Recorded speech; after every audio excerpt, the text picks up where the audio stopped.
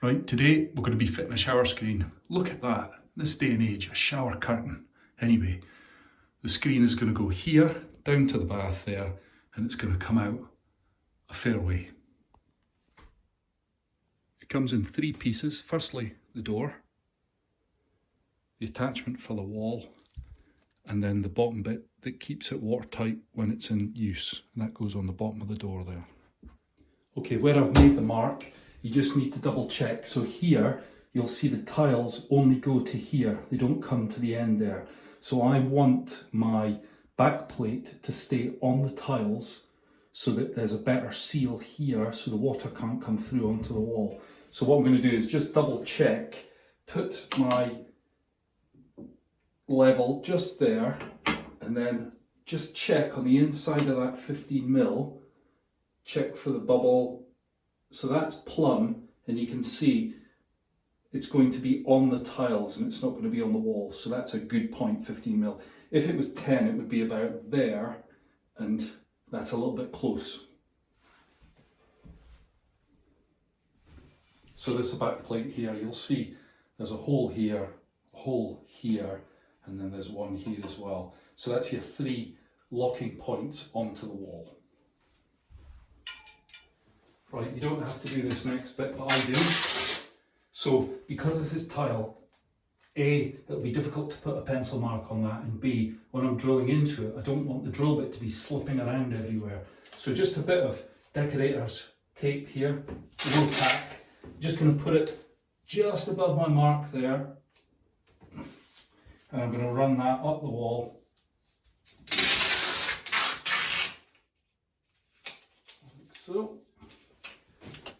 Now I'll put my back plate against the wall here, making sure I've got my mark. Bang on. I use my level to ensure that I find plumb. So it's perfectly plumb.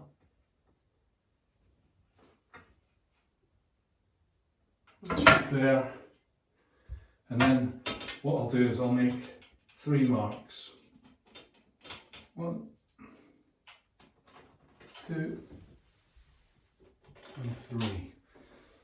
Then double check, I'm still on plumb, which I am. And when I move this, you can see the mark. Well, you probably can't see it, but the 3 marks are very clear, and it allows me to drill into there without the drill bit skating around on the tiles.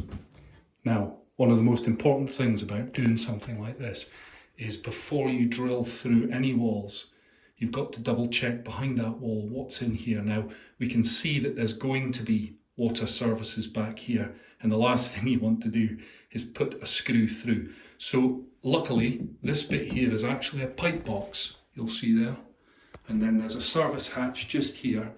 And then if I put the impact driver light on there, you might be able to see that that is the water services. And there's also a lot of wood behind the wall, which might work in my favour for when I screw in. So just be double careful that you don't go through a pipe. So in my pack, they've supplied 6mm raw plugs, and I'm going to use, therefore, a 6mm masonry drill bit. You'll see there at the end, it's a masonry drill bit. You can get specific drill bits for drilling into tiles, but I don't have one, so I'm not going to bother buying one. I'm just going to be very careful and make sure I keep that damp. Keep wetting it just to cool it down if needs be, because it can get very hot drilling into the tiles, and I don't want to crack a tile.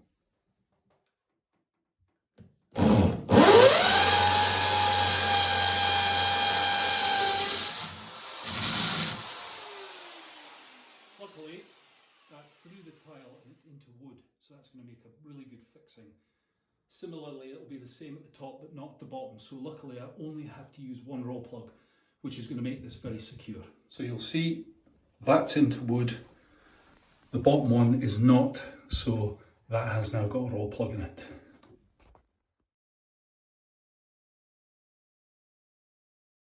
That's it secured nice and tight, because I've got 2 points in the wood, and you'll see, check your plumb, there you are, plumb. You'll see the door comes with an orientation See there, up. So just make sure that the top's at the top and the bottom's at the bottom. Slide it in, and then using your level across the top, get your level, and then you screw a pilot hole through the top there and through the bottom, and there's a couple of locking screws that will go in and hold this in place. So that's the hole drilled 10 centimetres or 100 mil up from the bottom and down from the top.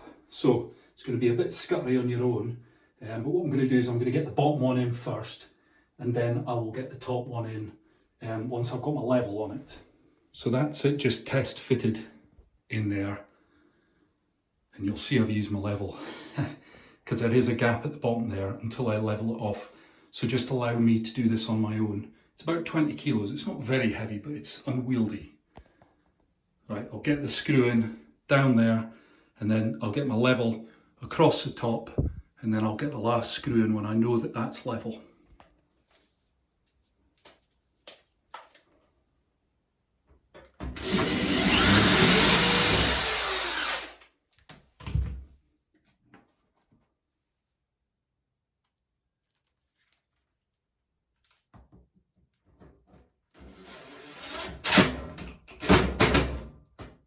Not too tight.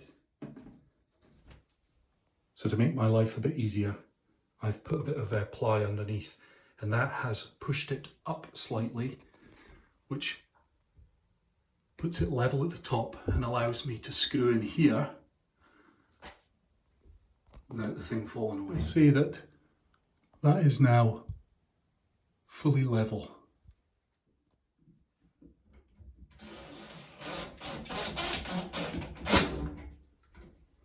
Tight, but not too tight. You'll see the screw heads are covered with a little cap. They are designed to be waterproof, and they would probably go in the inside, but I've elected to put them outside. They're not ugly, and it's less holes for water to get into on the inside. Okay, the last piece to put on is the bottom bit, which will stop the water from coming out, and that just slides on like this.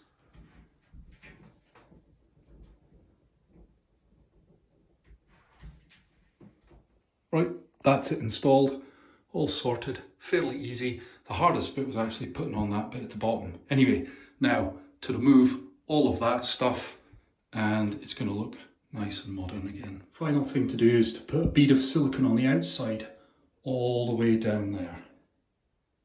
I've seen some people put it inside that attachment to the wall, but the worrying thing about that is that you might get water trapped in that part. So a bead of silicone on the outside will stop the water moving through that and coming out the side of the bath, and if there is any water, it'll just flow back into the bath over time. There you are, all sorted.